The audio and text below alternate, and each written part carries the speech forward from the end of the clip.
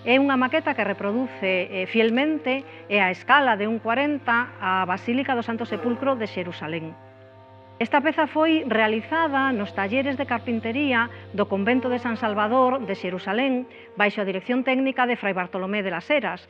Unha curiosidade é que está feita con madeira de cipreses que creceron no horto de Getsemaní, onde están os famosos oliveiros que se recollen na Biblia.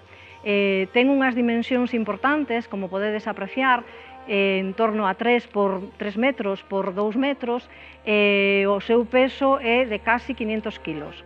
É a peza principal do Museo de Terra Santa de Santiago de Compostela, que está ubicado no convento de San Francisco.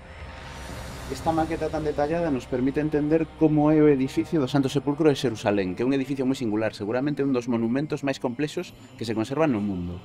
A importancia desta cúpula é enorme, porque esta cúpula non solamente custodia o lugar máis sagrado para o cristianismo, senón que ademais esta cúpula foi a que influiu en toda unha tradición de creación de cúpulas posteriores por todo o mundo, en realidade. Se vamos a San Pedro do Vaticano, o lugar máis sagrado da iglesia está debaixo dunha cúpula, non?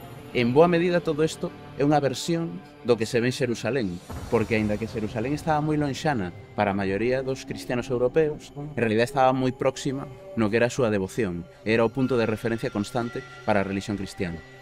Aí dentro está o pequeno edículo, que a xente normalmente coñece pola televisión ou polas fotos ou polas películas, donde se custodia o espacio no que a tradición determina que está a tumba de Xesús, xusto aí dentro. Se os fixedes a rotonda da Anástasis, xira ao redor dese espacio sagrado que está no medio, que é onde está o Santo Sepulcro. Iso é moi interesante, porque nesta maqueta podese ver perfectamente toda esta zona que xira ao redor e que estaba destinada a que a xente que peregrinaba ao Santo Sepulcro pudera rodear o espacio. Isto é moi característico dun tipo de edificio moi concreto, que son os martiria. Os martiria, que son de orixe román, o que facían é colocar o lugar sagrado no centro e permitir que a xente xirara ao redor. Se pensades no lugar sagrado do centro, a xente xirando ao redor, isto tamén vos recorda a outras religións que teñen un sistema moi semellante.